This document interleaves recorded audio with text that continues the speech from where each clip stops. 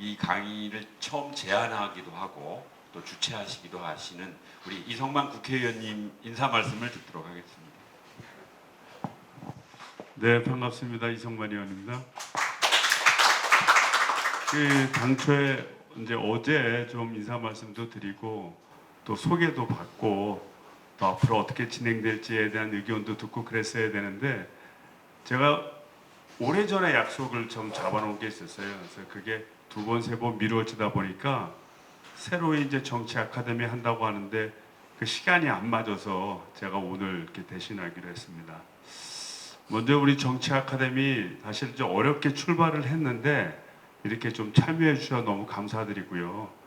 또 우리 교장 선생님으로 또 열심히 해주시는 우리 또 강병수 전 시의원이십니다. 그러니까 저랑 같이 시의원 활동을 했는데 또 저랑은 개인적으로 친구 관계이기도 하고 그래서 항상 열심히 해주셔서 감사드리고 또 첫 번째 강사로 오신 우리 성한용 강사님께도 감사의 말씀을 드립니다.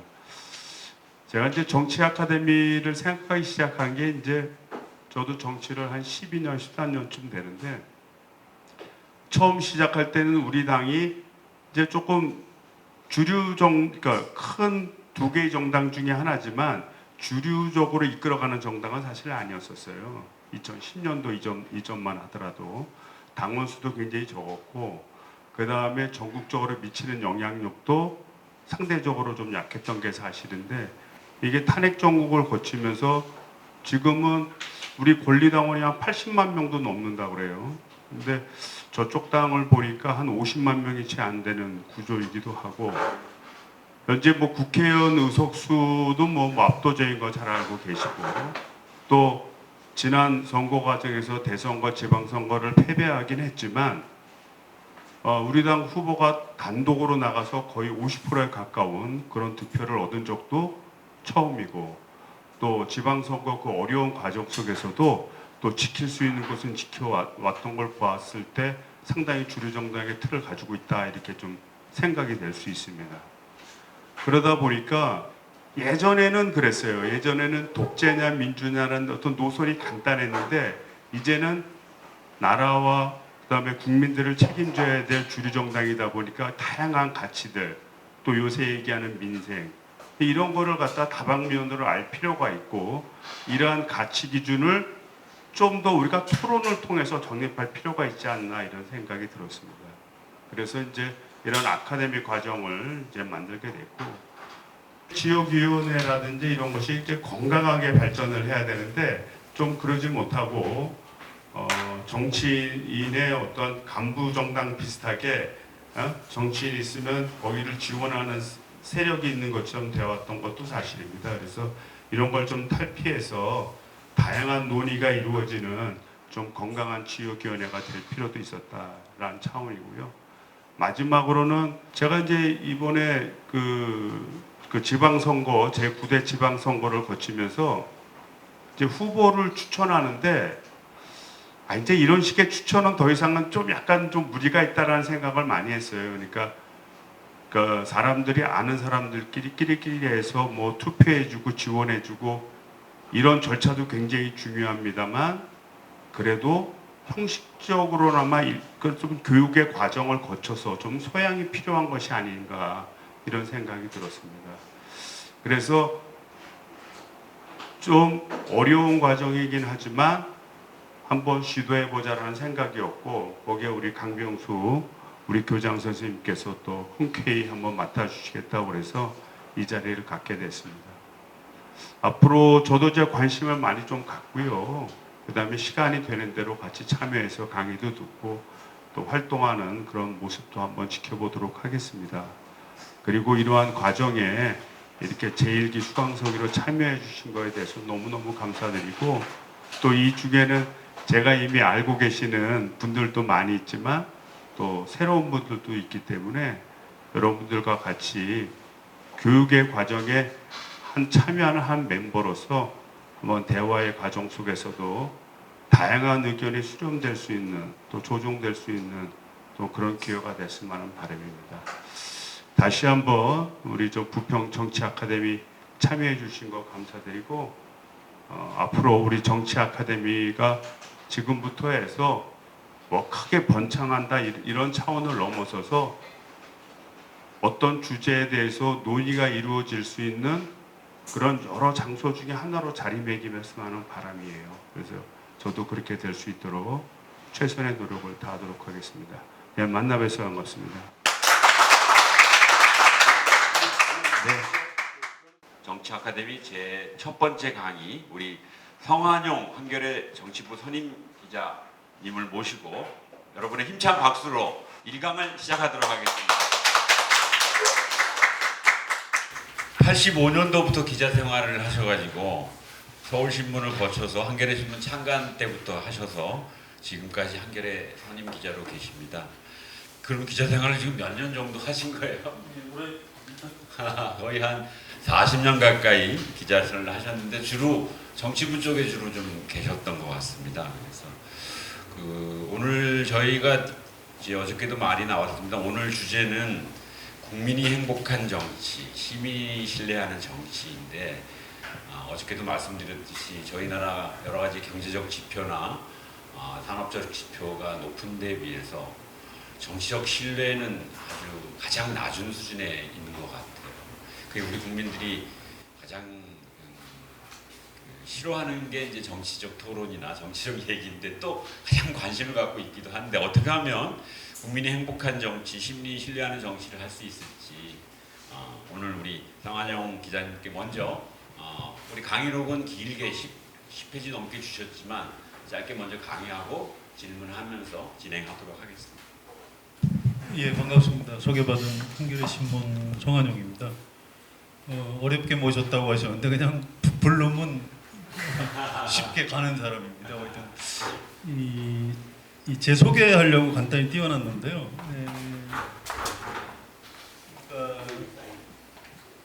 그러니까 어떤 직업이든 이렇게 좀 오래 하다 보니까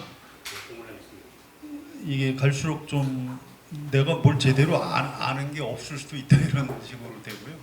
또 누군가가 당신이 좀 필요하니까 와서 뭘 좀 해달라 그러면 무조건 가서 하게 되더라고요. 뭐 이렇게 필요하니까 불렀겠지 이런 생각이 들어서요. 우리 강병수 전 시의원님은 저하고 한겨레 신문에 인연이 있는 그런 사이입니다. 그래서 와서 좀 뭐 당신이 필요하니까 와서 얘기 좀 해달라 그래서 뭐 일단 알겠다고 이제 답을 하고 그냥 왔습니다. 근데 제 소개부터 간단히 드릴게요. 여기 뭐 대략 여기 써놓으셨는데요, 다. 저는 충청도에서 출생을 했는데 어릴 때 올라왔습니다. 초등학교 4학년 때. 옛날엔 초등학교라고 안 하고 국민학교라고 그랬죠. 국민학교라는 명칭을 아시는 분들은 좀 연식이 되신 분들. 국민학교 4학년 때 아버지 사업이 망해서 야반 도주 해가지고 서울로 올라와서 좀 뭐 이렇게 살다가요. 서울에서 뭐 중학교, 고등학교 다 졸업하고 제가 그 고등학교를 추첨으로 들어간 뺑뺑이 1세대입니다. 아, 2세대세요? 예, 박정희 아들 박지만 하고 동기죠. 그러니까 거기는 이제 뺑뺑이로 중앙고등학교를 갔고 저는 서울의 배재고등학교라는 데를 졸업해서 서강대학교 나왔습니다. 중간에 이제 학교 다니다가 그 유신 말기거든요. 그래서 여기 이제 연세 드신 분들, 고모님들 잘 아시겠지만 박정희는 진짜 영원히 안 죽을 줄 알았어요. 저 사람은 종신 대통령인가 보다. 근데 어린 마음에도 뭐 학교 안에서 막 학생들 이렇게 데모한다고 그때 시위라고 안 하고 데모라고 그랬는데요. 뭐 스크럼 짜고 좀 하다가 교내 사복 경찰들이 상주했어요. 그 와서 막 두드러 패고 끌고 가고 그 장면을 몇 번 보고 상처를 너무 많이 받아가지고요. 야 이거 대학교라고 들어왔더니 이게 이 사람 살 때가 못 되는 것 같다 해서 이제 도망을 갔는데 이제 군대를 도망갔습니다. 군대로. 그 이제 군대 갔는데 79년에 입대를 했는데 자원에서 군대 간 사이에 박정희가 죽더라고요. 박정희가 죽네. 별일이 다 있네. 이제 그런 일이 있었습니다. 근데 제가 또 자대 배치를 어디로 받았냐면 하필 그 광주 31사단 친병교육 때 배치를 받았는데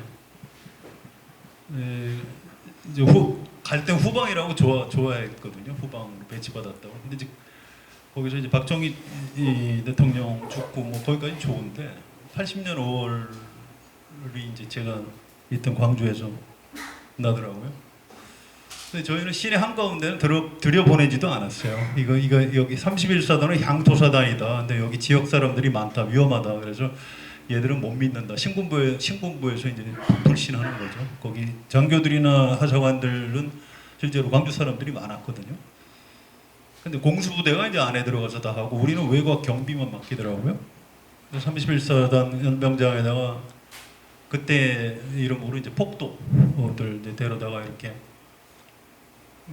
운동장, 연병장에다 이렇게 놓고 그 수용할 데가 없으니까 그냥 사방을 다 철조망을 쳐서 무슨 포로송서 비슷하게 만들어 놓고 그 철조망을 지키는 임무를 이제 31사단 사람들한테 시키고 하여튼 그때 그걸 겪으면서 이 트라우마 일종의 그 상처가 있습니다. 지금도 몸 상태가 안 좋으면 밤에 그 꿈에 좀 나타나요. 뭐 직접 사람을 찔러 죽이는 거를 본 거는 아닌데도 그 굉장히 좀 충격이 컸죠. 그렇게 하고 이제 아무튼 군 생활을 하고 마치고 대학교에 이제 복학을 했는데 이제 학교에 와서 보니까 돌아와서 보니까 제 친구들 다 없어졌더라고요. 보니까 다 저하고 친한 친구들 뭐 어디 감옥 가고 군대 끌려가고 저는 자원해서 갔는데 제 친구들은 끌려갔더라고요. 이제 너무 미안하고 죄스러워져. 그 역사의 고비의 중요한 순간에 저 군대로 도망간 비겁한 사람이잖아요. 이걸 어떻게 이 부채를 갚아야 되나 이제 이렇게 고민 하다가 나중에 이제 야 뭐 기자를 하면 혹시 좀 마음의 부담을 좀 덜 수 있지 않을까 이런 생각에서 한겨레 신문 창간 작업에 참여하게 되고 이런 일이 있습니다. 그래서 한겨레 신문 뭐 지금 신문들 잘 안 보시니까 잘 모르실 텐데 그래도 이제 저 인터넷이나 이런 데서 접하시긴 할 겁니다. 근데 처음에 굉장히 그 국민들 기대를 많이 받고 창간을 했고 처음에 40만 부 정도 이렇게 발행을 했고요. 중요한 역할을 했죠. 다른 신문이 제대로 보도 못할 때 이제 진실 보도를 한다 이렇게 했는데 전 그래도 이게 지금도 한겨레 신문이 1%밖에 그 지분이 없습니다. 최대 주주가. 그러니까 오너가 없어요. 우리 주주님이 한 6만 명 정도 되는데요. 이 말씀을 이제 드리는 이유가 저는 그렇게 오래 못 갈 줄 알았어요. 한겨레 신문 사람이 어떻게 1% 정도 지분을 갖고 있는 주주들이 운영하는 회사가 자본주의 사회에서 이게 생존이 가능할까? 어렵다. 그래서 한 3, 4년 한겨레 신문 찍다가 망할 것 같다. 근데 저는 그때 젊었으니까 그러면 나는 이제 그 대학교 때 그 친구들한테 마음의 빚을 좀 갚고 나는 또 다른 직장을 가지면 된다. 이제 이렇게 시작을 했는데 한겨레 신문 아직도 안 망하고 있어요. 야, 이 한국 사회, 대한민국 시민들이 참 대단한 사회구나. 그러니까 자본주의 속성상 이게 지속 가능할 수 없는 소유 구조인데도 지금까지 이제 한겨레 신문 망하지 않게 이렇게 지켜주고 계시고요. 대기업의 주요 결제 라인에 들어가 있는 사람들이 자기들 오너들은 한겨레 신문을 싫어하는데 결제 올릴 때 아니 한겨레 신문도 광고 한 판 줘야 됩니다 이렇게 올리고 그래요. 근데 그게 뭐냐면 그 사람들도 저하고 심리적으로 비슷하더라고요. 자기 뭐 중고등학교 다닐 때, 대학교 다닐 때 자기가 민주화 운동이나 이런데 참여는 못했는데 무서워서 이제 돌멩이 들고 화염병 던지고 이런 거 못했는데. 마음에 빚이 있었던 거죠. 그걸 어떻게 갚을까 해서 이 분들이 이제 생각하다가 나중에 이제 어떤 기회가 될 때 좀 빚을 갚고자 이런 생각에서 한겨레 신문을 많이 도와주신다고 그래요. 그분들이 참 감사한 일입니다. 그래서 하여튼 제 소개하다가 지금 막 옆길로 빠졌는데요. 아무튼 저는 주로 정치부 기자를 했고요. 한겨레 신문에서 뭐 꽤 중요한 보직을 많이 했습니다. 사회부장, 정치부장, 그리고 2009년하고 2010년 2년 동안 편집국장을 했고요. 그 다음에 다시 현장 기자로 나왔어요. 그래서 2011년부터 이제 기자를 하고 있는데 여기도 민간 회사이기 때문에 60세까지입니다 정년이. 전 정년 퇴직했습니다. 퇴직하고 나서 이제 지금 그 기간제 근로자. 비정규직이시네. 그렇죠, 비정규직이죠. 그 2년 1년 단위로 지금 계약하고 있는 이런 신분입니다. 아무튼 감사하죠. 아직도 신문에 칼럼 쓰고 주말에 막전 막후라고 토요판에다 쓰고 또 디지털에다 쓰고 하고 있는데 이거 이제 어떻게 그 좀 이 페이드아웃 그러니까 잘 그 추한 모습 보이지 않고 잘 퇴장을 하느냐 이게 이제 저의 굉장히 중요한 과제입니다. 왜냐하면 이 언론계에 있다 조금 잘 나갔던 사람들은 자꾸 좀 이렇게 어느 쪽이든 정치 쪽으로 가는데 그렇게 되면 그동안 자기가 썼던 글이나 이게 저 사람 자기 정치하려고 저랬나 보다 이렇게 이제 오해를 많이 받게 되거든요. 그런 건 아닌데 아무튼 저는 그런 식의 욕 먹고 싶지 않고요. 한겨레 신문에서 편집국장까지 한 사람이 그렇게 처신하는 거 옳지 않다고 생각합니다. 그래서 지금 이런 상태로 잘 이제 질서 있는 퇴장을 어떻게 할 것인가가 이제 저의 굉장히 중요한 과제입니다. 이거 제가 굉장히 긴 글을 보내드렸는데요. 이거 쓰면서도 저도 사실 좀 힘들었어요. 이게 쉽지 않은 주제고 논쟁 지점이 굉장히 많은 주제일 수 있습니다. 제가 원래 강 교장 선생님한테 받은 제목은 국민이 행복한 정치, 시민이 신뢰하는 정치. 굉장히 거룩한 제목을 받았는데 진짜 이게 궁금하신 건 아니시죠? 이 부제에 보면 한국 정치 현실과 한계라는 게 붙어 있습니다. 저는 이게 훨씬 더 중요한 주제라고 생각을 합니다. 여기서 제가 조금 더 여기 오늘 등록하시는 분들이 어떤 성향이신지를 여쭤봤어요. 그랬더니 어떤 분들이라고 대략 알려주시길래 그렇다면 이 얘기를 해보는 게 좋을 것 같다 해서 제가 조금 좁혀 잡은 게 민주당은 대통령 선거에서 왜 졌을까? 그다음에 민주당이 다시 정권을 잡을 수 있을까? 뭐 대략 이런 얘기를 해보는 게 좋겠다 이런 생각이 들고요. 민주당이 대선에서 진 이유야 뭐 지금 3월 9일 대통령 선거했고 그 이후 지금까지 또 제 주변에 싸우는 사람들이 있습니다. 그래서 뭐 이재명 결국 후보 때문에 진 거다 이런 얘기고요. 문재인 대통령 때문에 졌다 이런 사람이 있고 아무튼 민주당이 졌으니까 민주당이 뭐가 문제가 있다.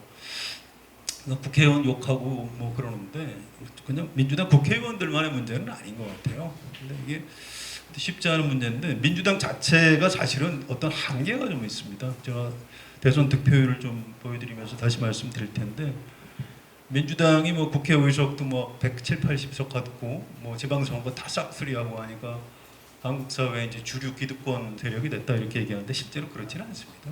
그게 거기서 오는 착각이 좀 있고요. 그 다음에 해원이라는 말을 혹시 아시는지 모르겠어요. 한풀이.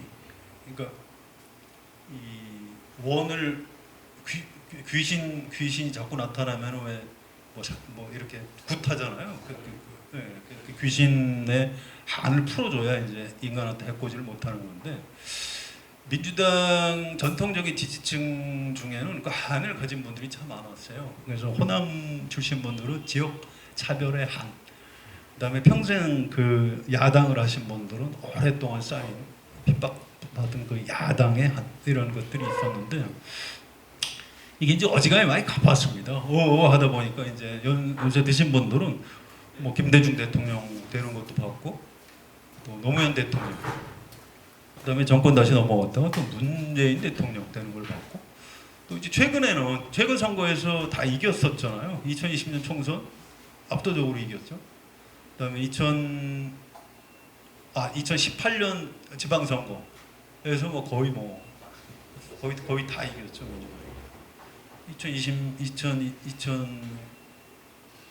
2017년 대선 이기고 2018년 지방선거 이기고 2020년 총선 이겼죠. 그러니까 이제 좀 지지자들이 어지간히 좀 이제 배가 좀 부른 겁니다. 뭐 그래 많이 묻다. 이제 경상도 말로. 그래서 이제 그러다가 이제 그 반대쪽에서 막 결집을 하게 됐고요. 또 문재인 정부에서 좀 잘못된 지점들이 있습니다. 부동산 정책 실패한 건 뭐 변명의 여지가 없고요. 또 조국 교수 법무부 장관 시키는 과정에서 지지층이 분열되는 그런 일이 있었죠. 그런 것 때문에 이제 정권이 넘어간 겁니다. 그런데 이거 이제 하나하나 들어가면 그 동의하지 않는 분들도 많을 거예요.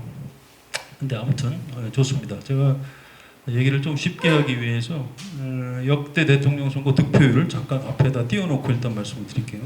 아무튼 이거는 총선하고 지방선거 아니고 대통령 선거 득표율만 한번 우리가 같이 보자 이런 의미에서 1987년 이른바 그 6월 항쟁 이후에 대통령 직선제 개헌을 하고 선거를 치렀죠. 그때 노태우 36%, 김영삼 28, 김대중 27. 뭐 이렇게 득표하는 바람에 정권을 노태우 대통령이 가져갔죠. 다 기억하실 겁니다.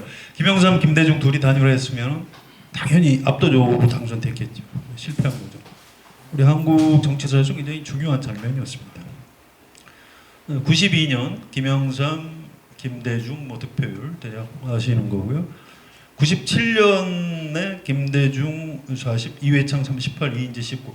이인재 씨가 출마 안 했으면 정권 향배가 바뀌었을 거예요. 김대중 대통령이 당선될 수가 없습니다.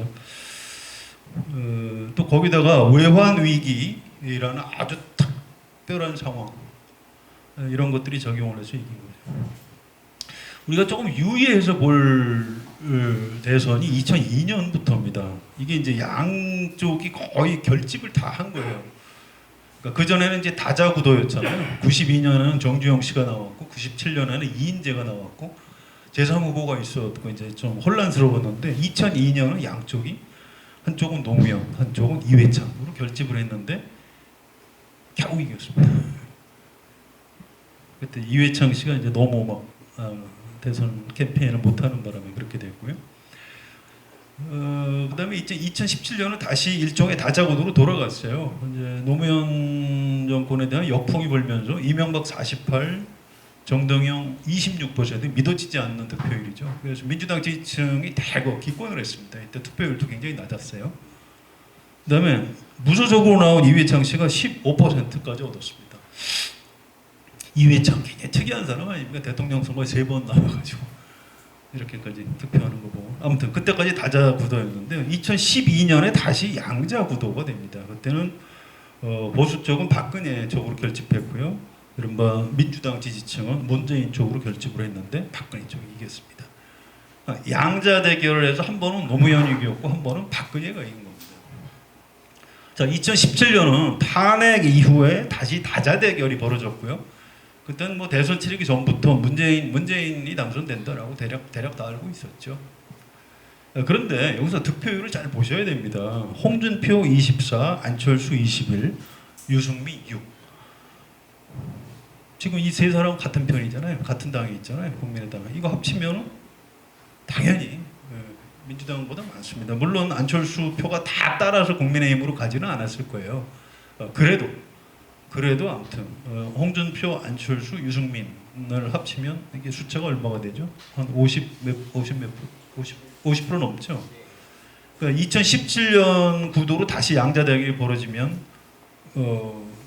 저쪽 보수 쪽이 이기는 겁니다. 그게 이제 나타난 게 2022년 대선이라고 저는 생각을 해요. 자, 다음에 2027년 개헌이 안 되면 2027년에 대통령 선거를 치를 텐데 그때 이제 다자 구도가 되느냐, 각 정당이 좀 이렇게 분당을 해서 아니면 또 양자 대결이 되느냐 아직 잘 알 수가 없죠. 그런데 만약에 양자 대결이 된다. 그래서 양쪽 지지층이 결집한다 그러면 어디가 이길지 알 수 없는 겁니다. 그러니까 역대 대선 결과가 얘기를 해주는 거죠. 양쪽이 총결집하면 말 그대로 누가 이길지 알 수 없는 게 지금 우리나라 정치 지형입니다. 그러니까 이걸 기본적으로 정치 현실이 이래요. 그러니까 이게 좀 정치학자들이나 이런 사람들은 뭐 민주당이 뭐가 잘못돼서 엄청난 무슨 정책 노선이 뭐 잘못됐고 가치가 잘못됐고 그래서 졌다. 뭐 맞는 얘기입니다. 반성은 그렇게 해야 돼요. 그런데 솔직히 현실은 그렇지는 않습니다. 선거는 생각보다 막판에 한 6개월 정도의 승부가 지금 한 3개월 그 안에 나고 그것도 우연적인 요소들이 생각보다 작용을 많이 해요. 그래서 패션, 열정 열정 막판에 열정이 있는 쪽이 결집력을 발휘해서 이기는 거고요. 그다음에 패션, 유행, 약간 또 유행을 타요 막판에 중도 성향 여권자들이. 근데 이번에 그 싸움에서 윤석열이 어쨌든 이긴 겁니다. 그래서 반성은 민주당이나 그 이재명 후보나 반성은 철저히 해야 돼요. 그래야 이제 다음에 대선을 치를 수 있는 건데. 근데 뭐 선거라는 게 결과적으로 졌기 때문에 이제 역사의 죄인이 되는 거고 지지층들을 막 그 좌절시키게 만들고 그런 거지. 그런데 그분들이 실제로 그럼 뭐 윤석열은 엄청나게 뭐 잘했고 이재명은 엄청나게 저 엄청나게 잘못해서 졌냐 하면 꼭 그렇지는 않습니다. 이 민주주의에서 이 선거는 생각보다 굉장히 역동적이고 약간 우연적인 요소에 의해서 많이 좌우되는 그런 특징이 있습니다. 아무튼 제가 좀 주목하고 싶은 지점은 오히려 이런 현실적인 구도 이런 것보다도 좀 뭔가 최근 한 10년 사이에 뭔가 이 구도 자체가 굉장히 달라진 측면이 있습니다. 우리나라만 꼭 그런 건 아니에요. 미국도 마찬가지고요. 그전하고 좀 세상이 달라지는 거예요. 그러니까 정치도 마찬가지인데요. 정치의 본질이 변하는 건 아닙니다. 어차피 민주주의에서 유권자들이 이렇게 투표를 해서 선출직 공직자를 뽑아서 그 사람들이 정권을 잡아서 뭐 해보는 거고 잘하면 또 재집권하고 잘못하면 정권을 놓치는 거죠. 이 기본 원리입니다. 그런데 최근에 한 20년 사이에 굉장히 큰 변화가 있었어요. 자, 첫째, 2000년부터 대략 시작된 게 인터넷 혁명, 디지털 혁명 뭐 이런 겁니다. 사람들이 굉장히 이제 똑똑해지기 시작했어요. 그래서 그다음에 2010년부터 대략 모바일 혁명이 시작이 되고 지금 모바일 하나씩 다 가지고 계시죠, 핸드폰. 이 참새를 쫓으려고 허수아비를 세웠는데 참새들이 이런 대화를 해요. 야 저기 저 사람 있다. 그러니까 옆에 참새가 사람 아니야. 어? 어떻게 알아? 핸드폰 안 보고 있잖아. 참새들은 사람은 핸드폰을 보고 있는 존재다라고 이제 인식이 되는 거고요. 이 길 바닥에 건널목에 보면 밑에 그 빨간색하고 초록색으로 바꾸지 않았나요? 여기 부평은 어떻습니까? 아직 그렇게 많이 안 했나요? 네? 바뀌어가고 있죠. 네. 그 왜 그렇죠? 건널목에서 사람들이 다 밑에를 보고 있으니까 밑에 그 발치가 빨간색이면 걷지 말라는 거고 그걸 초록색으로 바꿔주면 건너가는 거죠. 이게 불과 몇 년 안 돼요. 선진국 호주가 이쪽에서 먼저 시작을 했다고 그러는데 뭐 별로 그렇게 오래된 게 아닙니다. 그런데 이 모바일을 하나씩 가지고 있다, 휴대전화를 하나를 가지고 있다는 것은 사실은 대단한 겁니다. 물론 이걸 가지고 주로 이제 카메라, 뭐 게임 이런 거를 쓰시는 분들도 있겠지만 그보다 더 중요한 게 누구나 필요한 정보를 즉시 볼 수 있어요. 그러니까 이건 2000년부터 시작된 인터넷 혁명보다 훨씬 더 중요한 의미가 있는 겁니다. 언제든 필요한 정보를 찾아볼 수 있다. 이건 참 대단한 변화인 거죠.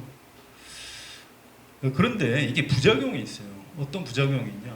자, 내가 필요한 정보는 언제든지 찾아볼 수 있다. 자, 97년 대통령 선거에서 그때 김대중 후보가 받은 득표율이 몇 프로였지? 이거 찾아보면 바로 나오잖아요. 그 전에는 그걸 찾으려면 굉장히 애먹었습니다. 지금 누구나 찾을 수 있죠. 정치뿐만 아니고 이를테면 교수님들, 제 친구들 중에서는 교수들이 그런 애로사항을 얘기하던데, 아니, 강의실에 학생들이 이걸 갖고 들어와서 뭐 자기가 강의하는데, 교수님 여기 인터넷에 그렇게 안 나왔는데요. 근데 지금 교수가 얘기한 거 중에 잘못된 걸 지적을 하는 거죠. 의사들이 환자한테 당신은 어디가 아프고 뭐 이렇게 당신 증상으로 볼 때 이렇다. 근데 그 다음에 환자가 진료 보러 와가지고 선생님 인터넷 찾아봤더니 안 그렇다는데요. 라고 좀 더 정확한 의사보다 더 정확한 정보를 환자가 알 수 있는 거죠. 그러다 보니까 이제 권위가 다 무너집니다. 기존 권위가 무너지는데 권위만 무너지는 건 괜찮아요. 그럼 탈권위 시대가 되는 거고 세상이 좀 더 평등해지는 거니까. 그런데 신뢰까지 무너지는 겁니다. 그러니까 안 믿어요, 아예. 교수? 교수가 뭘 알아? 내가 찾아보면 금방 나오는데. 의사? 아이고 내가 뭐 모바일 검색하면 무슨 약 웬만한 병에 대해서 엄청나게 방대한 자료 지금 바로 우리 찾아볼 수 있지 않습니까? 그러다 보니까 사람들이 나는 굉장히 내가 똑똑한 사람, 스마트폰이 나를 스마트하게 만든다라고 생각을 해요. 근데 그거는 절반의 진실입니다. 정보에 접근을 할 수 있는 건 굉장히 스마트해지는 측면이 있기도 하지만 동시에 굉장히 좀 왜곡이 돼요. 그러니까 옛날 이집트에 있던 알렉산드리아 도서관이라고 있습니다. 거기 전 세계의 모든 지식을 집대성하는 걸 목표로 세운 도서관이라고 그래요. 자, 우리 한번 생각을 해보세요. 어떤 사람이 그 안에 들어갔어요. 그래서 이 세상의 모든 지식을 언제든지 이렇게 책을 꺼내서 볼 수 있어요. 자, 알렉산드리아 도서관 안에 들어간 사람은 세계적인 석학인가요? 그렇지 않습니다. 그 사람은 언제든지 필요한 정보를 찾아볼 수 있는 그런 시간과 장소에 있을 뿐이지 그 사람 머릿속에 세계적인 석학은 아닌 거예요. 모바일로 무장한 우리가 실제로 스마트할지는 모르겠지만 위즈덤, 지혜를 갖춘 사람은 아닌 겁니다. 그런 사람들이 착각을 해요. 문제는 정치에 대해서 이제 그렇게 생각을 한다는 겁니다. 옛날엔 그래도 국회의원님은 약간 존중을 했죠. 뭐 나란 일 하시는 분, 뭐 어디 가서 뭐 하는지 잘 모르지만 아무 중요한 일 하겠지. 지금은 뭐 정치인들 알기 좀 우습게 하죠. 아유, 그럼 뭐. 또 이제 유튜브를 사람들이 굉장히 많이 보죠. 뭐 이 얘기를 제가 길게 할 건 아닙니다. 점점 확증 편향이 심해지고요. 이제 이러다 보니까 어떤 현상이 벌어지냐면 그 전에 이제 정치는 사실 아까 1987년 노태우, 김영삼, 김대중, 김종필 이 시대만 해도 총재들이 다 했잖아요. 총재가 국회의원 공천권 줬죠. 자, 정치자금 재벌들한테 뜯어서 후보들한테 나눠줬잖아요. 그러니까 그 사람들이 주인입니다. 그러니까 국회의원들은 그는 뭐 총재 하수인에 불과하죠. 공천권하고 정치자금 배분권을 가지고 있었어요. 지금 민주당 많이 아시는 분들이니까 저 민주당에 총재 있나요? 총재 없어요. 공천 누가 줘요? 지역구 권리당원들이 줘요. 물론 공천관리위원회에서 사전 조정은 할 수 있습니다. 뭐 이렇게 누구는 좀 감이 아니니까 그냥 컷오프 시키고 이런 정도 조정. 경선을 붙여 말아. 이게 여성 할당을 해야 되는데 전략 공천을 여길 줘 말아. 이런 정도만 할 수 있는 거지. 실제로 공천권을 권리당원이 갖고 있고요. 정치 자금을 총재가 줘요? 당에서 줍니까? 그렇지 않습니다. 물론 국고보조 받은 걸 가지고 중앙당에서 좀 줄 수 있지만 그거보다는 후원회원들 그것도 사실 지지자 권리당원들이 주는 겁니다. 옛날 총재가 지금 권리당원과 지지자들로 바뀐 겁니다. 이게 엄청난 변화예요. 근데 정치를 굉장히 저도 이제 정치부 기자를 굉장히 오래 했는데 옛날 정치 얘기하면 지금하고 안 맞아요. 최근에 20년 사이에 좀 모바일 혁명을 생각하면 10년 사이에 굉장히 정치 생태계 자체가 변한 겁니다. 그래서 좀 정치를 오래 보신 분들은 최근에 새로운 변화된 생태계에서 입당한 당원들이 어떤 사람들이 좀 연구를 해주셔야 돼요. 애들 잘 몰라. 그렇게 하시면 안 돼요. 그 옛날 어르신들이 더 모를 수가 있어요. 또 정반대로 새로 누구를 지지하거나 정당에 가입하거나 뭐 이런 분들은 그렇다고 해서 자기가 이를테면 모바일 검색하면 바로 뭔가 알 수 있기 때문에 정치는 내 손 안에 있다 이렇게 하시면 안 돼요. 그 굉장히 위험한 겁니다. 정치의 본질은 크게 변한 건 아니에요, 사실은. 그래도 유권자들이 모여서 선출직 공직 후보들을 경선을 해서 선출하고 또 선거에서 국회의원 선거 또는 대통령 선거에서 선출직 공직자들을 뽑는 원리가 있는 거죠. 그래서 너무 안 변하고 옛날 얘기만 하면 꼰대가 되는 거고요. 그렇다고 어떤 정치의 본질과 역사를 무시하면 잘못하면 철부지가 되는 겁니다. 그래서 그 중간쯤 어디에 답이 있다 그 말씀을 좀 드리고요. 이게 지금 우리만 겪는 현상이 아니고요. 이게 인류의 역사가 그렇습니다. 인류의 역사. 제가 짧은 뮤지컬 하나 좀 보여드릴게요. 그러니까 이게 빅터 위고의 노틀담 드 파리, 그러니까 노틀담의 꼽추라는 그 전에 영화로도 나오고 했던 건데 이게 한 20년 전에 프랑스에서 뮤지컬로 만든 건데요.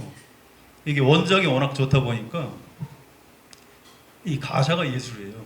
그 배경은 뭐 대략 아실 테니까요. 에스메랄다라는 집시 여인이 이 파리 대성당 앞에 와서 이제 춤을 추고 하는데 거기 주교가 연정을 붐죠 속으로. 그러면서 괴로워해요. 아 나는 하나님의 종인데 내가 저 여자 춤추는 거에 내가 반해가지고. 근데 이제 그 노틀담의 그 종직이 콰지모도죠.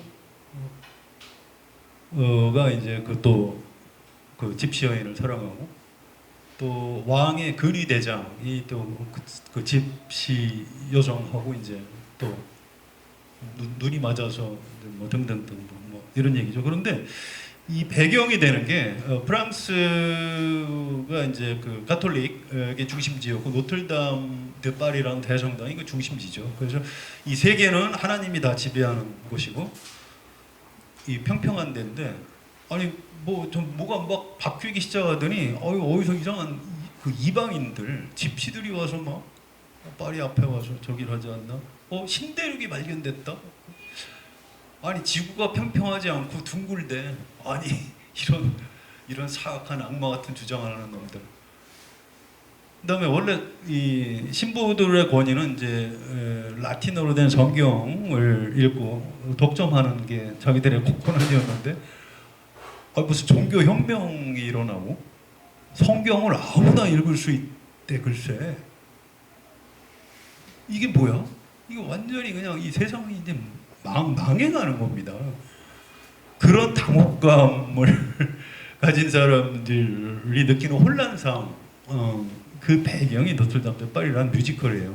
이 중에서 제가 이제 음악을 들려드릴 생각이 있는 건 아니고요. 뭐 번역이 좀 엉성하긴 한데 이막에 그 그랭구아르라는 시인하고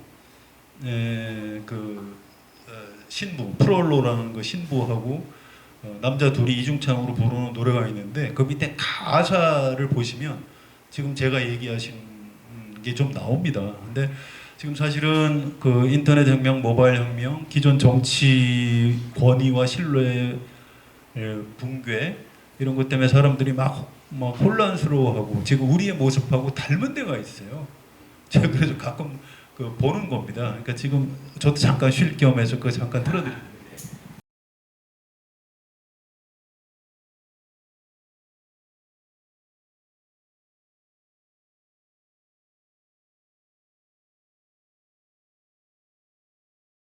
굳이 이게 보여드린 이유는 지금 우리가 겪고 있는 어떤 정치 생태계의 급격한 변화에 대해서 주목을 해야 된다. 이 오랫동안 정치를 보신 분들은 내가 뭘 좀 지금 잘못 새로운 생태계에 내가 지금 적응을 못하는 것 아닌가라고 한번 생각을 해보셔야 되고요. 또 새로 최근에 이제 정치에 대해서 익숙하게 생각하시는 분들은 또 너무 정치를 또 너무 우습게 알지 마시라 이제 이런 말씀을 드리기 위해서 이걸 좀 보여드린 겁니다. 이 지금 현재 정치 구도에서 가장 중요한 건 저는 적대적 공존이라고 생각을 합니다. 지금 국민의힘 쪽 지지자들은 다 악당일까요? 쉽지 않죠. 그러니까 그쪽에 태극기 부대 대화방 카카오톡 저도 이제 어디 초대를 받아서 들어가 있는데 저는 이제 그 없는 척하고 이제 그 이른바 눈팅만 하죠 조용히. 근데 거기 보면 이 분노와 증오를 막 퍼부어요. 그러니까 쉽게 얘기해서 문재인은 빨갱이고 민주당 지지자들은 다 뭐 전라도고 뭐 막 이런 말도 안 되는 뭐 음모론 뭐 이인영 우상호 이건 뭐 다 북한의 간첩이에요 다. 나오는데 자 그럼 그 사람들이 그런 것만 하냐 그렇지 않고요. 이 교회 다니시는 분들이 봉사활동을 하세요. 그리고 자기 이제 돈들이 좀 많은 분들은 이렇게 선뜻 자선단체에다 돈도 많이 내세요. 그러니까 우리가 옛날에 가스통 할배라고 그래갖고 뭐 길거리에서 막 이렇게 하시던 그 분들이 아니에요. 굉장히 고학력자들입니다. 또 그분들 나름대로 진정성이 있어요. 문재인 정부가 민주당에서 한번 다시 정권을 잡으면 나라가 망한다라고 진정으로 생각을 하는 겁니다. 그분들은. 근데 그 배경에는 민주당과 이재명과 문재인과 이 집단에 대한 증오가 깔려 있어요. 무섭죠. 그래서 지금 후보 조사 비호감도가 그렇게 높게 나오는 겁니다. 아주 굉장히 독특한 환경이라는 걸 염두에 두시고요. 또 하나는 이제 윤석열이라는 아주 독특한 대통령 아니면 설명이 안 되는 것들이 많습니다. 지금 검사가 그냥 대통령이 됐다 이렇게 보시는 게 더 맞을 수도 있어요. 아직도 얘기하는 스타일이나 논리 구조나 이런 걸 보면 아직도 그 정치인은 아닌 것 같아요. 그래서 지금 이재명 대표를 털고 있는데 이게 사실 윤석열 대통령이 검사 때 하던 수법입니다. 이분이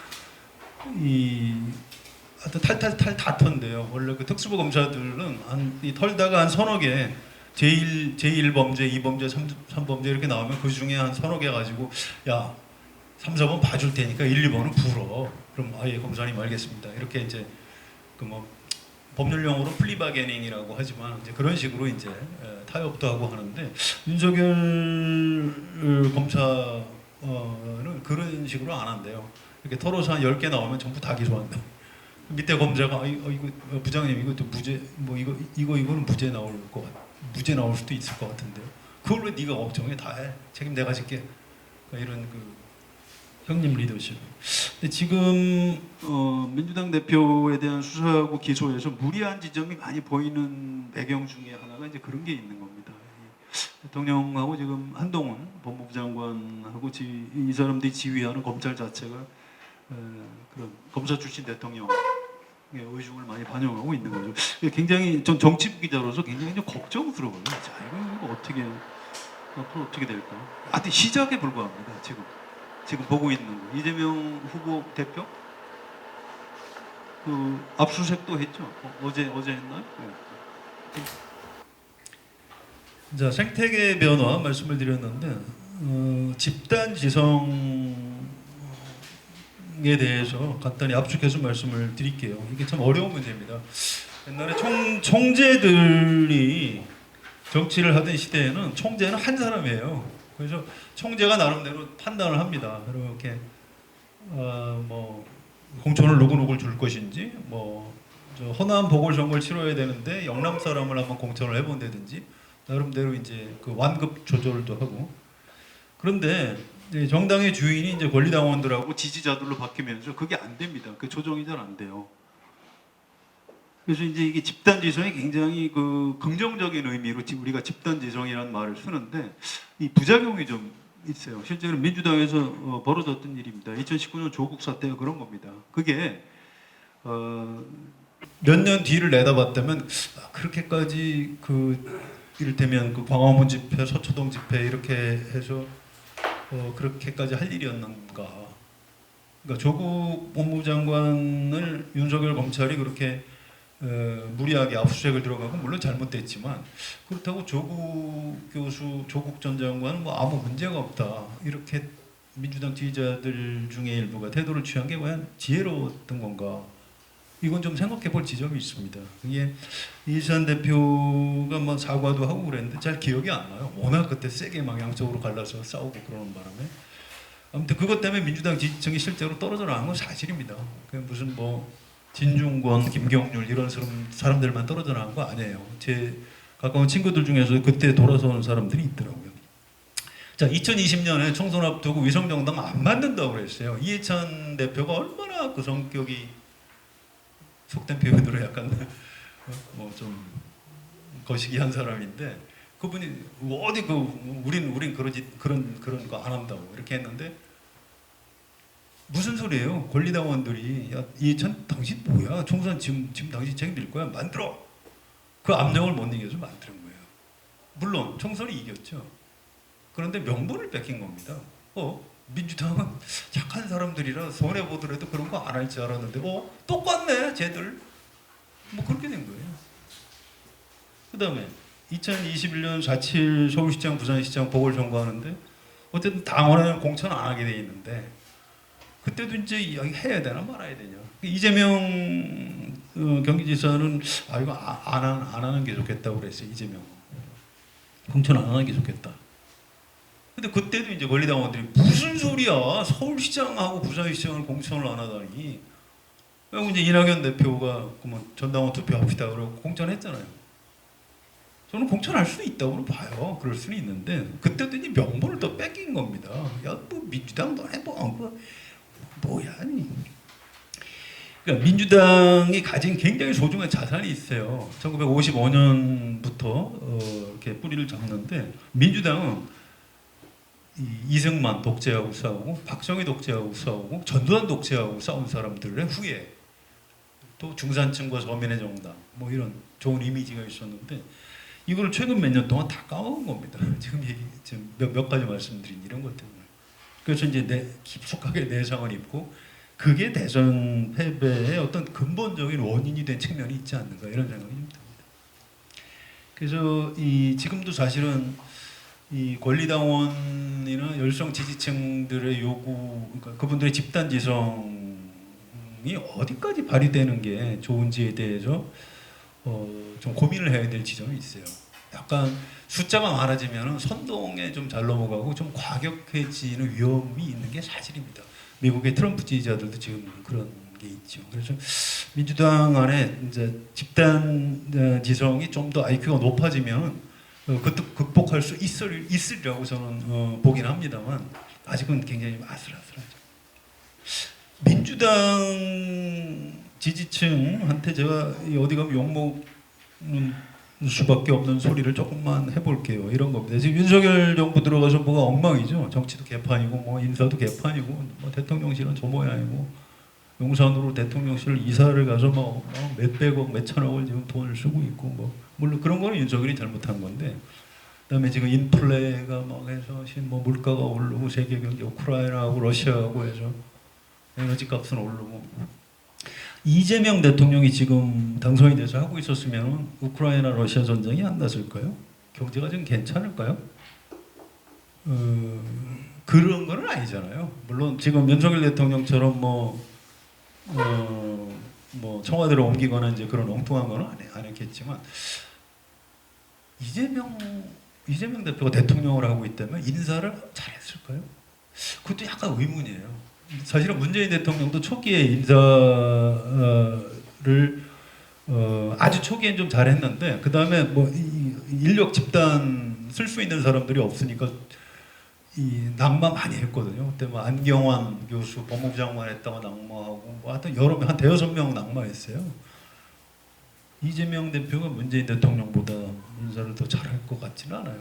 그러니까 제가 이 말씀을 드리는 이유는 윤석열 정부가 시작된 이후에 벌어지고 있는 여러 가지 우리 겪고 있는 고통 중에 윤석열 책임질 부분도 있지만 그렇지 않고 이게 어쩔 수 없이 지금 우리가 겪어야 되는 것도 있는데 그것까지 다 윤석열 탓으로 떠미는 건 사실 좀 문제가 있는 겁니다. 그 구분을 조금 해나갈 필요가 있어요. 이 팬덤을 지금 이른바 개딸 양아들 때문에 뭐 나라가 망할 것처럼 얘기하는데 저는 그거는 절대로 동의할 수 없어요. 그러니까 제가 안도현 시인의 그 연탄재 너에게 묻는다라는 시죠. 보통 연탄재 시라고 그러는데 연탄재 함부로 발로 차지 마라. 너는 누구에게 한 번이라도 뜨거운 사람이었나.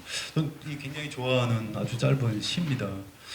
저는 기본적으로 이 정치에서 지지자들을 좋아해요. 왜냐하면 이 사람들은 정치에 희망이 있다고 생각하고 하는 사람들입니다. 이분들이 있기 때문에 민주주의가 유지되는 거예요.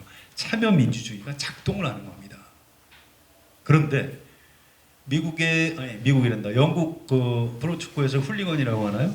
거기도 이제 팬클럽이 굉장히 광범위하게 형성이 돼 있죠. 그런데 그 중에 일부가 축구장에서 난동을 부리잖아요, 훌리건. 그거는 좀 곤란한 거죠. 그다음에 인종차별 그 퍼포먼스 한다고 눈 찢는 거 뭐 이런 거 하다가 징계 당하고 하죠. 이건 곤란한 거죠. 그래서 이 팬덤 중에 극히 일부 훌리건화돼 있는 사람들의 그 부정적인 행태가 있는 건 사실이에요. 그걸 부정할 수는 없습니다. 그렇지만 그것 때문에 팬덤 전체를 부인하면 안 돼요. 저는 이건 우리나라 보수 세력의 아주 나쁜 반정치주의라고 생각을 합니다. 절대로 동의할 수 없어요. 아무튼 중요한 건 이 정치인들, 당 지도부하고 지지층하고 대화를 해야 됩니다. 끊임없이. 야, 이게 어디까지 하는 게 좋겠냐? 뭐 이런 얘기를 거리당 의원들이 당 대표나 의원들한테도 좀 얘기를 해야 돼요. 야, 우리 어디 가서 얘기할 수 있게 대화 창구라도 좀 마련을 해줘야 될 거 아니냐. 이런 것들을 요구를 해야 되고요. 또 당 지도부에서도 그런 거를 수렴을 해야 될 필요가 있어요. 아무튼 약간 우리가 좀 조심해야 될 지점이 있는 건 사실입니다. 자꾸 뭐 직접 민주주의를 강화하는 얘기를 하는데 이재명 대표도 그런 얘기를 하죠. 그건 좀 동의하기가 어렵습니다. 우리가 대의민주주의제를 하는 이유는 직접 민주주의를 하기 어렵기 때문에 대의민주주의를 하는 게 아니에요. 우리가 좀 잘못 알고 있는 겁니다. 지금도 기술적으로 완벽해요. 모바일로 투표하면 되죠. 근데 그렇게 하면 될까요? 저는 그건 동의하기 어려워요. 그거는 이를테면 그 경제 정책을 뭘 정하는데 종부세를 이번에 뭐 몇 억으로 할까? 뭐 이런 거 모바일 투표로 해서 결정하면 됩니까? 그거 안 돼요. 그거는 그렇게 하면 안 됩니다. 정확하지도 않아요. 그러니까 그래도 한 국회의원으로 치면 한 300명. 그다음에 대통령을 뽑아놓으면 그 대통령이 임명하는 관료들, 니들이 좀 어려운 문제, 기술적인 거는 당신들이 알아서 하고 우리한테 저 보고나 좀 자주 하고 대신 우리는 너네를 몇 년마다 한 번씩 심판할 테니까 똑바로 해. 이게 대의민주주의의 기본적인 틀이에요. 그러니까 직접 민주주의를 많이 하는 게 민주화다 이렇게 생각하시는 것에 대해서 전 동의하지 않습니다. 이 부분은 이재명 대표도 저하고 좀 생각이 다르더라고요. 좀 생각을 해보시기 바랍니다. 이 우리나라 유권자층이 그러니까 우리 구조는 양당 구조예요. 지금 양당 구조가 쉽게 무너지지 않습니다. 제3당이 나타났다가 계속 안 돼요. 안철수당 지금 없어졌잖아요. 정의당도 지금 저 모양이죠. 참 어려운데 그 옛날 정주영 씨가 당 만들었다 그것도 없어졌죠. 그런 식으로 제3당이 잘 안 돼요. 이게 아까 말씀드린 그 분노의 정치, 확증 편향의 시대, 어떤 적대적 공존 이 구도하고 관련이 있습니다. 그런데 실제 유권자들은 계속 분화가 되고 있어요. 계속 그 민주당 새로고침위원회라는 데서 조사를 한 게 있습니다. 제가 이제 이 그룹으로 해놓은 거를 근데 이거는 나중에 한번 읽어보세요. 제가 아주 간단하게 말씀을 드릴게요. 제일 덩어리가 큰 게 평등 평화 그룹이라고 해서 이게 37% 정도 되는데 이게 사실은 민주당 지지층이라고 보시면 됩니다. 그냥 민주당에 온건한 그동안 민주당을 찍어왔던 사람 이게 많아요. 이렇게. 그다음에 능력주의 보수 그룹 이게 한 21% 정도 된다는데 이게 이제 국민의힘을 대체로 이 지지하는 보수 쪽 지지자들이라고 보시면 돼요. 그다음에 세 번째 그룹이 친환경 신성장 그룹 이게 이제 공동체주의적 보수의 좀 어려운 말인데 아무튼 이것도 대략 지금 국민의힘을 지지하는 분들이라고 보면 됩니다. 자, 이 숫자도 한 18%니까 만만치 않죠. 자, 능력주의 보수 21%, 친환경 신성장 그룹 18% 합치면 벌써 40%가 넘어갑니다. 그러니까 이 보수 쪽에서 결집을 하면 이제 민주당보다 숫자가 많아진다고 아까 대선 득표율로 말씀드렸는데 이게 이제 이런 겁니다. 그다음에 반권위 포퓰리즘 그룹 이건 10%가 안 되는데 이건 지금 2대 남이라고 보시면 돼요. 20대 남성들. 그러니까 반페미니즘 이 그룹이 어쨌든 꽤 되고요. 그다음에 민생 우선 그룹이 있고 그다음에 배타적 개혁 우선 그룹이 있습니다. 이분들이 이제 민주당의 열성 지지층. 이른바 조국 사태 때 조국 교수를 절대적으로 지지하던 분들이 한 6.3% 정도 된다고 민주당 조사에서는 이렇게 나옵니다. 자, 민주당이 주 지지층이 이른바 평등 평화 그룹이에요. 한 37% 정도 되는데 이 세력만 붙들고 있으면 다음 대통령 선거에서 또 진다고 봐요. 그러니까 유권자들이 이렇게 분화하잖아요. 세상이 다양하게 갈라지는 겁니다. 그러면 정당이 집권하고 싶으면 그 새롭게 출연하는 계층들한테 호소력 있는 얘기를 해야 되는 겁니다. 우리 정당은 당신을 위해서 일을 할 수 있습니다. 당신 필요한 게 뭐죠? 물어가지고 이렇게 하면 지금 당신이 얘기하는 뭐 이거 얘기할 수 있습니다. 뭐 이런 거. 뭐 기후 위기 굉장히 어려운 얘기인데 민주당이 기후 위기에 대해서 그렇게 좀 잘 그 얘기 정책적으로 잘 내놓지는 못해요. 물론 문재인 정부 때 열심히 하긴 했는데 친환경 신성장 그룹에 아마 들어갈 겁니다. 그게 이제 보수 쪽하고 겹치기도 하는데 그쪽 그룹을 사실은 국민의힘하고 이제 뺏어오기 전쟁을 하는 건데 민주당이 아직 우위에 점하고 있지 못해요. 그래서 그냥 무슨 소리야, 그냥 그 세상은 이렇게 평등이 중요하고 평화를 지켜야 되고 김대중 대통령 때 잘했잖아. 그냥 이 얘기만 하고 있으면 영원히 40% 지지율에 그치고 50%못 넘깁니다. 민주당의 그 고민의 지점이 아마 그런 데 있을 겁니다. 환경, 혁신 성장, 뭐 디지털, 뭐 이런 새로운 가치에 대해서 답을 해줘야 되는데 아직은 좀 잘 못 내놓고 있어요. 이재명 대표가 민주당 대표가 됐는데 그렇게 크게 할 일은 없어요. 사실 야당이 별로 할 수 있는 게 없습니다. 좀 솔직히 말씀드리면. 그래서 여당 때 잘해야 되는 거예요. 정권을 잡았을 때 잘해야 되는 거지. 야당이 뭘 하겠습니까? 뭐 장관을 한 명 임명할 수 있어요. 정책 발표를 해도 이를테면 민주당의 의석은 다수지만 법안 통과시켜도 윤석열 대통령이 거부권 행사하면 안 됩니다. 그게 거부권 행사를 무력화시키려면 200명을 넘겨야 되는데 지금 뭐 200명은 안 되죠. 169명인가요? 그 정도밖에 안 돼요. 그래서 지금부터는 그냥 시간 싸움입니다. 길게 보고 이제 대처를 잘 해야 되는데 얼마나 잘할지 모르겠어요. 실제로 사법 리스크라는 게 또 뭐 좋아하는 단어는 아닌데 워낙 지금 윤석열 대통령하고 검찰이 그쪽 선수들이기 때문에 아무튼 나중에 법원에서 무죄가 날 값에 일단 다 기소할 겁니다. 그거를 이재명 대표가 넘어설 수 있는 건지 그걸 잘 모르겠고요. 만에 하나 이재명 대표가 없어지면 민주당에 또 누가 있어요?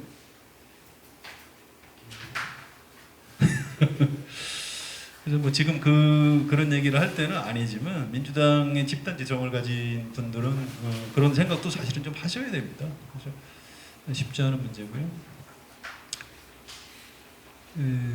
마무리를 이런 식으로 해볼게요. 국민의힘은 이게 이제 누가 이제 저기서 한 얘기인데 좌담에서 한 얘기인데요. 국민의힘은 지난 대통령 선거에서 청년을 당 대표로 세웠고요. 또 자기들을 탄압한 사람을 대통령 후보로 만들었다. 그러니까 이명박 박근혜 잡아놓은 윤석열을 대통령 후보로 만들었다는 거죠. 그렇게 해서 선거를 이겼다는 거죠. 근데 그동안에 민주당은 뭘 했나? 그들만의 후보, 그들끼리의 선거를 통해서 패배를 맞았다. 뭐 그런 얘기죠. 그러니까 세상 원리가 다 그렇듯이 우리나라 대통령 선거에서 이기는 집단은 항상 이종 세력을 받아들여야 가능하다는 겁니다. 그러니까 보수가 사람이 없으니까 이명박이라는 현대건설 회장을 데려다가 대통령을 시켰고요. 그 다음에도 안 되니까 이제 박정희 딸을 불러서 대통령을 시킨 거죠. 그게 우리나라 보수의 어떤 정통은 아니에요. 정치에 오래 한 정치인들은 아닌데 그렇게 이제 새로운 세력을 받아들여서 가능한 거죠. 자, 민주당도 다음에 집권을 하려면 새로운 세력을 당내 집단적으로 이식을 해야 된다는 겁니다. 쉽지는 않을 겁니다. 쉽지는 않을 거고요. 끊임없는 대화와 토론 이런 것들이 필요하리라고 생각이 듭니다. 아무튼 이거 제가 이제 평소에 그냥 쉽게 그냥 몇 가지 토론 의제라고 얘기한 건데 뭐 이건 관계 없고요. 그냥 지금부터 이제 여러분이 편하게 말씀을 하시면 됩니다. 아무튼 예, 감사합니다. 다시 한번 박수 한번 보내주시죠. 원래 조금 한 40분 정도 할까 했는데 말씀하시다 보니까 좀 길어졌습니다. 네, 아닙니다. 괜찮습니다. 그래도 우리 지금 시기에 정치적인 현안을 아주 잘 짚어주셨습니다. 저희가 많이 궁금해했던 게 어저께도 나왔습니다만 아직도 텔레비전 보고 있지 않고 대선, 지방선거가 준 상처보다는 대선 패배에 대한 상처가 아직 많은 국민들에게 또 민주당 지지자들에게 남아있는데 그 원인을 크게 세 가지로 쌓여 19년도, 20년, 21년에 대형 잘못된 점 4가지를 조국 장관 임명, 그다음에 연동형 비례정당, 그다음에 서울시장 부산시장 보궐선거 때 하지 말았어요. 계속 실리를 이겼는지 몰라도 명분을 계속 잃어가면서 그동안 결집돼 있었던 민주당 세력이 조금씩 떨어져 나가고 그것이 대선과 지선의 패배로 드러나는 것이 아닌가. 이재명 후보론에 관한 토론도 많이 있겠습니다만 후보의 자질이라든가 이런 문제보다는 한 3년간 그렇게 누적되어 온 민주당의 자책골이 결과적으로 결집 효과를 방해하고 지방선거에는 광주에서 최악의 투표율로 드러날 정도로 민심이 많이 기반됐다. 이게 지금 정치의 현실이고 민주당의 패배의 원인인 것 같다. 이렇게 하시면서 이제 두 번째 말씀하신 게 이제 팬덤 정치인데 우리 여기도 같이 하고 계시는 분들도 어저께도 많이 계시고 또 가까운 분들도 하시고 우리도 또 어떤 면에서는 또 팬덤 중에 한 사람이기도 한데 그것을 나쁘게 볼 건 아닌데 이제 앞에 말씀하신 것과 연관이 보면 그게 민주당의 3가지 큰 착오를 하게 된 건 또한 팬덤의 영향 때문인데 그것을 팬덤 자체가 나쁜 건 아니지만 어떻게 하면 왜 팬덤을 잘 극복하지 못하고 지혜로운 방향으로 함께 못했느냐 이 말씀도 지금 하신 것 같고요. 그런데 책임을 팬덤한테 돌리지는 말아라. 돌리지는 말고 민주당 지도부가 팬덤 열성 지지자들을 긍정적으로 생각하면서도 지혜로운 정책적 판단을 할 수 있는 수준까지 올라가야 되는데 그걸 못한다 이런 말씀을 하셨고요. 그 다음에 이제 3번째로 앞으로 그러면 뭐 해야 되는데 민주당 이런 말씀을 해주셨는데 그건 여러분이 보셨듯이 크게 우리나라 유권자를 6개 그룹으로 나눠서 한번 보니까 여러분들은 어디에 속해 계시는지 모르겠어요. 그런데 어쨌든 그 그룹 중에서 정통 민주당 지지층이 김대중 대통령이 김종필 총리를 받아들이시면서 이종간 합종 연행을 해서 성공한 것처럼 현재 전통적 평등평화그룹에서 또 다양한 그룹을 민주당으로 편입하는 노력을 지속적으로 하지 않으면 아마 쉽지 않은 것 같다 이런 말씀으로 크게 요약할 수 있을 것 같아요. 근데 한 가지만 여쭤보면 그럼 민주당은 지금 우리 성환영 기자님의 그 패배 원인이 크게 3가지에서 조금씩 어느 한 지점의 문제가 아니라 3년간 총선 승리 이후에 조금씩 19년도부터 3가지 지점에서 조금씩 민심이 이반되어 갔다라고 하는 것은 현재 지도부나 이번에 비상대책위원회 우상호 위원장이 맡아서 거기서 평가를 오랫동안 했을 텐데 그 내부 평가하고 우리 황한용 기자님의 평가하고 어떻게 좀 일치하는지요? 아니면 아직도 잠에서 못 깨어나고 있는 건지요? 옛날에도 정치인들이 지고 나서 반성한다고 그러는데 반성 잘 안 해요. 그렇게 사실 크게 기대하시기가 어렵습니다. 그래서 지금 열심히들은 하고 있어요. 이제 그나마 지금 그 안에 위원회 중에 좀 나름대로 젊은 소장학자들 중심으로 꽤 읽을 만한 리포트를 내놔서 제가 마지막 부분에 지금 가지고 온 겁니다. 근데 전반적인 분위기가 지금 의원들이나 이렇게 썩 좋지는 않아요. 의원들 관심은 자기 다음 당선에 있어요. 그것도 욕할 수도 없어요. 원래 사람이라는 게 이기적인 동물이니까 그걸 어떻게 하겠습니까? 그래서 아직 부족해 보이죠. 아직 현재 저희가 저는 처절한 반성이 있을 줄 알았는데 다음번 강의가 이제 우상호 국회의원 모셔서 비대위 하면서 당내에서 어느 정도까지 깊은 성찰을 하셨고 변화를 주려고 하는지 이제 들어볼 생각이긴 합니다만 성현 생각을 크게 변한 것 같지는 않다. 아직은 오히려 그런 게 더 걱정이에요. 사실은. 자 오늘 이제 말씀드렸는데 오늘 여기 관심 갖고 오신 분들이 많습니다. 그래서 어저께 말씀드렸듯이 질문할 거나 우리 강의록이 있고 또 이해가 안 가시거나 아니면 또 평상시 우리 성환용 기자님하고도 생각이 다른 분야 분도 계실 수 있으니까 편하게 이렇게 앞으로 나오셔서 모셔서 잠깐씩 대화를 하는 시간을 가져보도록 하겠습니다.